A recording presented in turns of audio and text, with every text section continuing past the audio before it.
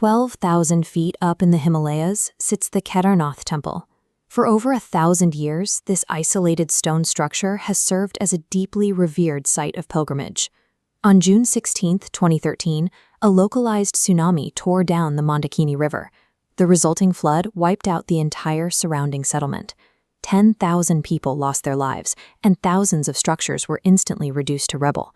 Despite the destruction, the 1,000-year-old temple took a direct hit from boulders traveling at 400 kilometers per hour and sustained no damage. A massive 20-foot-tall rock, now known as the Bhimshila, suddenly wedged itself directly behind the structure, dividing the floodwaters to shield the temple. Geologists categorized the precise placement of that boulder as a stroke of geological luck.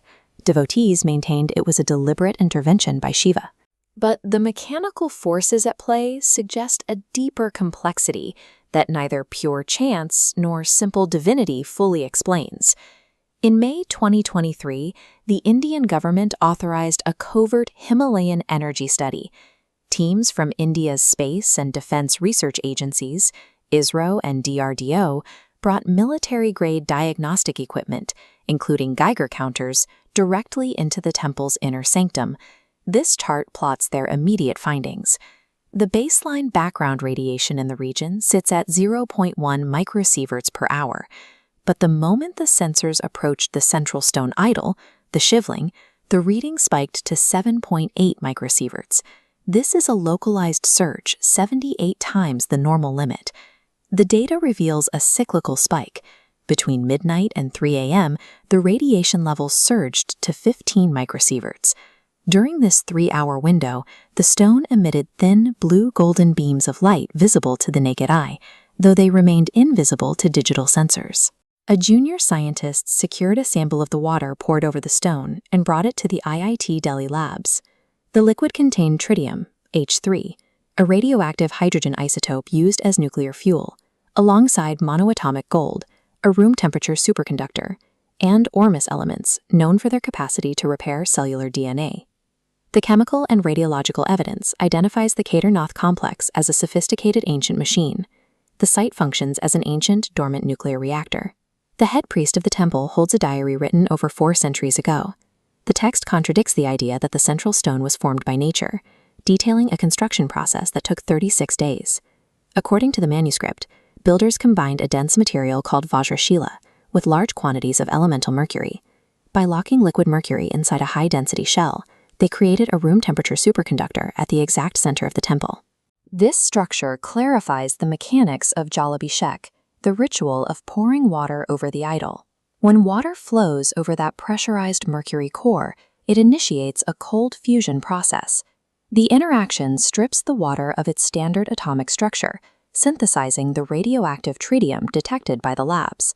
To make this fusion efficient, water molecules require precise alignment. The traditional Om chant hits 432 Hz, organizing the molecules into a geometric grid before they contact the core. The intense blue light observed at midnight is Cherenkov radiation. It is the optical signature produced by modern nuclear power plants when particles travel faster than light through a dielectric medium like water.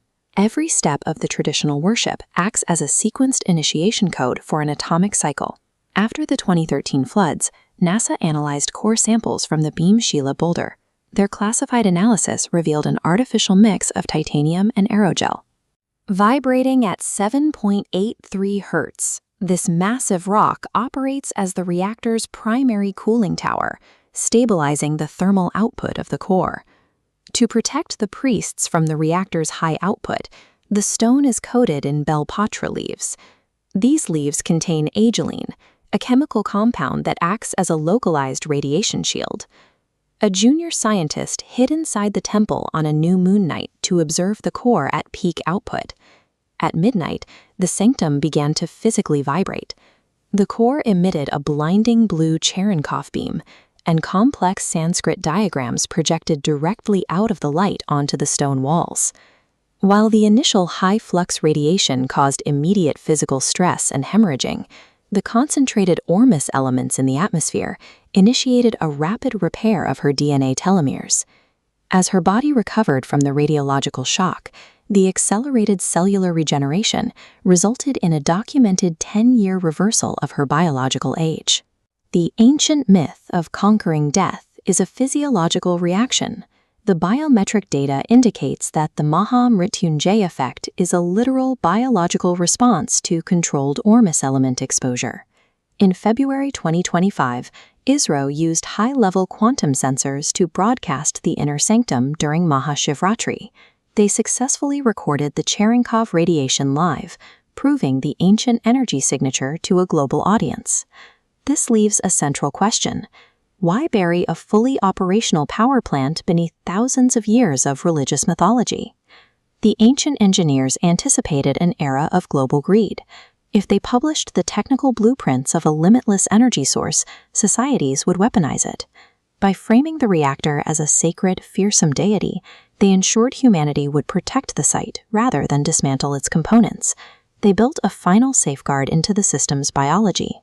The reactor's cellular benefits only trigger during states of high neurological coherence, moments of genuine psychological surrender, while causing adverse reactions in those approaching with high cortisol and ego-driven intent. The Kedarnath Temple points to a point in history where the peak of scientific engineering and the depth of spiritual devotion were completely indistinguishable.